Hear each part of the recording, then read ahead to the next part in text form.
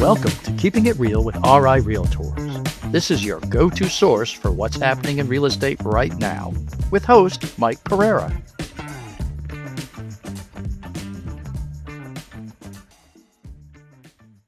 Welcome back to the show, and today we have John Breault, Vice President of MLS and Member Services. Excellent, thank you. It's good to be here, Mike. Awesome. So John, we're going to talk everything MLS, but before we get into what MLS is, can you explain what the acronym is? Yes, MLS means Multiple Listing Service. So an MLS is basically, from a real high level, it's a computerized database, a repository of listing property, listing information. It's a subscription service available to real estate professionals, and it gives them the ability to share listing information. You have a house to sell, you can enter it into this database, and another broker who has a buyer looking to buy a home like yours can search this database, share that information with their buyer, and you guys can connect and then hopefully sell the home. So is this database like a national database, or is this a local database? So it's actually, the MLSs, there are approximately 500 across the country. Mm-hmm. So they're actually independent operations, independent databases, but collectively, most MLSs syndicate the information. In other words, send out the information at the broker's request to various national sites. So a Realtor.com, a Zillow, et cetera, they get their listing information from all 500 MLSs. They take in all that information, normalize it, and then display it in what gives the perception to consumers as being sort of like one database, but it's really a collection of many. And how is that data given out to these external websites? So what happens is when one of our customers, a broker or a sales rep, enters a property, with the seller, they discuss, hey, where do we want this listing to go? Do we want this listing to be fed out to the internet, exposed to the rest of the world? Or do we want to just keep it in the MLS? That's sort of the first higher level question, right? And in some cases, there may be a seller who wants more privacy. Maybe they're not ready for the house to be sort of shouted out from the rooftops. That's more the exception to the rule, right? So what they can do is they go on the listing, and there's a series of check boxes and flags where they can say, yes, we want it to go out, we want it to go out to this site or that site, that type of thing. Interesting. So can a consumer ask you to keep it on the actual MLS database only? Yes. So we have close to 7,000 subscribers. Right. Right. And those subscribers have the ability within the MLS to enter buyer information into a system that does auto emails. So if I have a buyer I'm working with who's looking for, a 3-bedroom home in Cranston, for example, with certain parameters, I enter that information. I put the buyer's name in there, the email address, et cetera, what they're looking for, and the system will do searches and send out alerts to that buyer when there are matches. And so there are, tens of thousands of emails going out daily for property matches for all the various clients in there. So while it seems you are certainly limiting your exposure, there's still a lot of exposure in the MLS. So at minimum, you're looking at about 7,000 people it's being exposed to. Potentially, right. Potentially, Yeah, right. And then when they opt to actually bring it to public-facing websites like Realtor.com, is there a hub that all these MLSs communicate with that disperses that information? Really not. I mean, there are various products. So there's one product that we have, for example, called List Hub, that is a third-party product that the broker can go into and direct the listings to a certain number of websites in there. I'm not sure how many there are, 50 plus in there. Realtor.com, who owns List Hub, by the way, is not actually one of those choices. So they get a direct feed from the MLS separate of that. And so there are a number of vendor products out there that each MLS uses to sort of distribute that information. And it can be very complex, but thankfully, this is a little plug for an organization that I volunteer for, RISO, the Real Estate Standards Organization. They have created a real estate standards, appropriately named, right? And so they have a data dictionary where the various databases with all the MLSs are mapped to this sort of standard set of fields. And so you call it this in your market, you call it this in your market, but it's mapped to this field. And so even though you're dealing with 500 potential different databases, as a national vendor, I use this data dictionary, the standard, and I map everything according to that. It just makes it a lot easier. More streamlined? Yeah. Interesting. And when things are on the public-facing websites, let's say a listing goes live on the Rhode Island statewide MLS, does that data match perfectly with these other websites?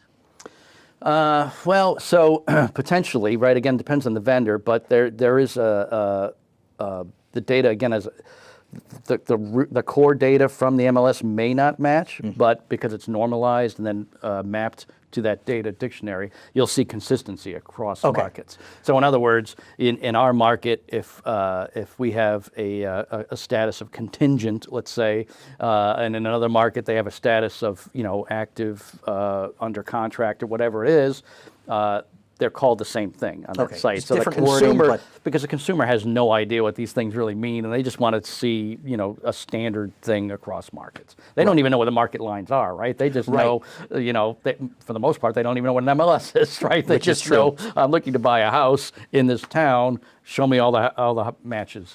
They don't realize that the majority of listings they see on all these major websites and all private real estate agent websites and company websites comes from very specific databases, the multiple listing service.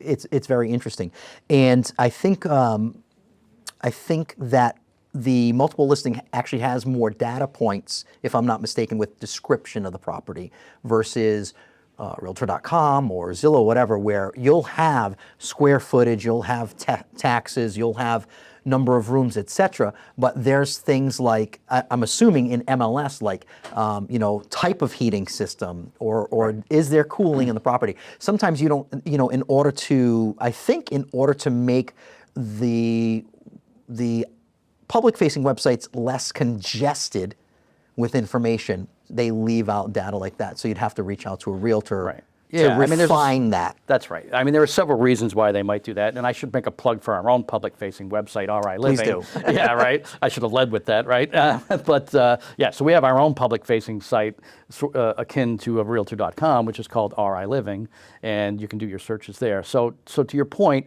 they get a lot of the data, but they don't use a lot of it, right? They and the consumers, the idea with a lot of these sites is just to find the match, sort of get that handshake, and then pass them over to the broker, so that the broker can then give them more detailed information about the property and that type of thing. So they're just sort of looking to, capture the lead, right? True. And the consumer, what's the consumer looking for? They're going to want to come see the property at some point, right? So they want to see some pictures, they want to make sure it matches, and then they want to just reach out and get into the home. Which is entirely true. As far as listing types, what can we see on the multiple listing system? Yeah, so we have a variety of property types, right? Single-family homes for sale, condominiums, multifamily homes, right? 2 to 4 families, vacant land. We even have commercial properties, right? Industrial, businesses. Am I forgetting one? Commercial? Rentals. How could I forget? Right, rentals. Right, and that could be pretty much anything, right? Yeah, the residential rentals for sure. We have commercial lease properties, but those fall under the commercial category, but the rental category is, residential rentals. Interesting. And as far as listing a property on MLS, you had mentioned that folks are going to look at the photos, right, when they see it online.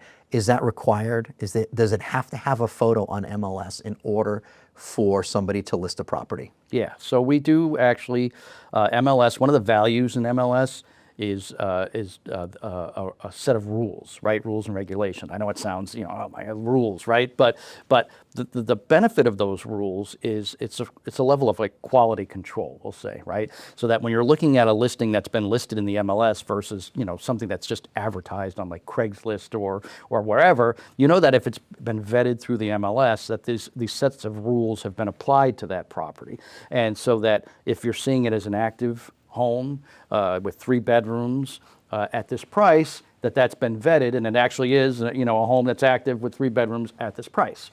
And so likewise, to your question about photos, one of the requirements, which adds value, is you have to have a photo, at least one, right? You can have up to 50, but you have to have at least one photo of the outside of the property with the listing, unless there is a caveat that if there are privacy issues and the seller requests in writing that that be withheld. I was just going to ask that. Of course. Well, because the consumer drives it all, right? Correct. So the idea is to be responsive to consumers' needs.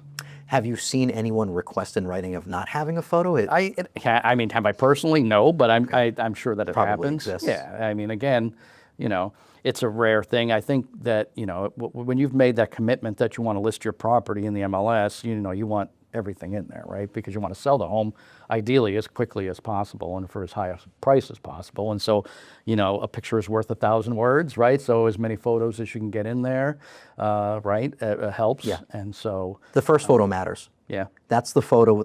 Someone is either going to scroll by that property or it's going to capture their attention. So we've seen very creative photos, right, for first photos. We've seen the night shots. We've seen aerial footages. There are times where I'll put a property on the market and I'll use the kitchen as the first photo because the kitchen's phenomenal.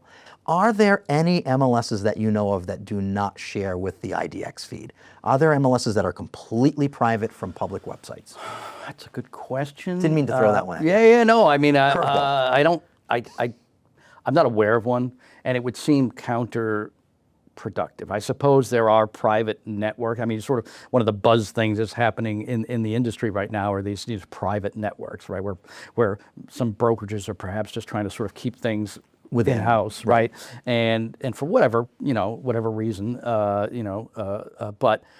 So I suppose it's possible, but one of the values of the MLS is giving you that choice and providing that vehicle. So the model, I think, is more successful when it's built on, we're going to facilitate that flow out for you so that you don't have to do it, right? Now, you don't have to send it out if you don't want to, but why would we not want to make that available to you? And this goes back, you're a young buck, so you probably don't remember this, but, back in the day, I mean, this is sort of where this was born with, print advertising, right? I mean, if you wanted to get your listings, you had to contact, you had to pay, right, and get it into the local paper, et cetera. And then some of the papers started having websites, but the MLS said, hey, we can help you out. Right, we can facilitate that, so you don't have to go over there and send it to them separately. And that sort of was born out of that. So we talked a lot about what it is, what it does, and stuff like that. What are some of the benefits to brokers and agents inside MLS? Are there tools within the MLS framework that not only, because I'm assuming it's not only built on just putting properties out into the atmosphere. Right. There has to be other tools within an MLS, and if you could just go over a couple of the tools. Sure. I mean, we'll talk about that. So, but I guess I want to hit on this first because, what's the value of the MLS? And it's hard for us to remember back, before there was an MLS. The MLS book. Yeah. Well, you had the book, but even before that, each broker had their own inventory, but the only way you would know what was available is you'd have to pick up the phone and call them and say, hey, I have a buyer looking for this. Do you have anything? Right. And likewise, you'd have to get people's attention to let them know you had something, right? And so the MLS, the biggest value for brokers is providing that marketplace, right? The one-stop shop for you, where that you can go and find information without having to call each broker separately, right? We take that for granted now, and and there's some concern with some of the things that are going on is that perhaps we're taking a step backwards into those times where some things are being maybe kept a little more exclusive. I had mentioned how other countries are looking at the MLS model, but it really doesn't exist in a lot of parts of the world. And so I had mentioned also about being involved with the RISA organization, and we've been contacted by countries across the globe to come and talk about the MLS model because they see what great value it has. It has value for the brokers, that centralized marketplace where they can go and exchange information, but also for their consumers. The exposure for the sellers and the access to information, the transparency to buyers.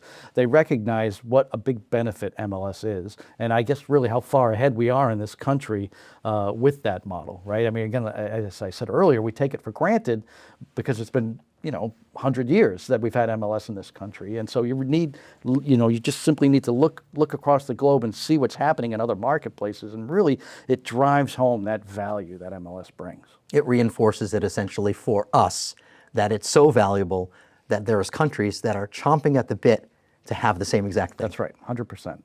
Like, how do you guys police MLS? That must be daunting. Yeah, it's interesting. So we do have a product that we use that we have automated reports that will go in and run based on various data elements. Like, for example, with your example earlier about photos, right? That's an easy thing to catch with an automated report, right? They'll find me all the listings that don't have photos, right? And then we reach out and we can communicate through that platform, et cetera. So a lot is done that way, but a lot we rely on the good old snitch method. The members, right? Right? Because we have, like, if something's not in the MLS that is required to be in the MLS under the rules, how would we know? Right. Unless somebody sees it out there and then they drop a dime and they say, hey, listen, I saw this thing over on 123 Main Street, blah, blah, blah, blah, blah. So I will neither confirm nor deny that I've used that before. Yeah. However, can we put this to rest when it comes to reporting something, and you're not reporting it out of like being spiteful, but there's rules. Does the person who gets reported, do they know who reported them? Are you afraid of snitches get Right. stitches? Exactly. Is that what it is? That's exactly what I meant. Yeah, no, they are not. We never identify. First of all, so there are several ways that it can be reported, but there's a functionality within the MLS system itself where you can click on and report something, and you can choose to do it anonymously. Right. Or you can identify yourself. Sometimes you want to identify yourself because there's follow-up, if we have questions or whatever, but that information is never made available to the individual that we're quote-unquote investigating. That said, it's not hard for people sometimes to figure out. I'll let you know that if I report an item, I actually contact them directly first and say, hey, before somebody catches this, I just want to let you know, you have a sign in your exterior photo and MLS will contact you. And everybody that I've ever contacted has thanked me for giving them the heads up, because sometimes as the agent, you're not the one that's putting the MLS listing live. You might have a transaction coordinator who is a licensed realtor that doesn't practice real estate, and they may overlook like a bulk upload, or even the realtor misses a bulk upload. It happens. I think that the majority of times that there's a violation, it's an honest mistake. That Always. people are not intending to do it. And frankly, maybe it's a failing on our part on MLS, and that it's an opportunity for improvement for us to communicate about the rules better. When you think about when you're coming in, there's a lot you're trying to learn as a newbie in the business, right? And top of mind probably aren't the requirements of MLS. Right. And so there are some things we could do there to improve that. That's awesome. Before we wrap up, is there anything else you'd like to touch base on with regards to everything MLS? Well, I guess I just, I think I've probably beat it to death, and I like to talk about the value that MLS offers the marketplace. And so, I guess we just continue to try to reaffirm that. We want to be responsive to our customers' needs, and we don't take positions on brokers' models, et cetera. And so we like to be responsive, and as things shift, accommodate in ways that we can. We do offer a number of tools. I know you asked about that earlier. There are tons of products in there in the MLS, and I certainly encourage people to explore a lot of those. We have opportunities there to maybe change some of the ways we're training members on those applications. And so I think I'd like to sort of maybe focus on rather than how-tos, maybe workflow training. Follow you through the transaction and where MLS touches in each portion of that transaction, and how you can use the various products to guide yourself through there. And so there's some neat things we're looking at doing. I think that'll hopefully help you. That's incredible. Well, I, for one, love MLS. It's the answer. best tool that I've used in the 24 years of my wonderful career as a realtor, and look forward to using it until my retirement. But John, thank you very much for explaining to everyone what MLS is, what RI Living is. You play an integral role here at the facility, making sure things are running properly. And as somebody who uses the platform often, thank you very much for all the work that you guys do, you and the staff. Thank you, Mike. Glad to hear that. Glad to be here. Excellent.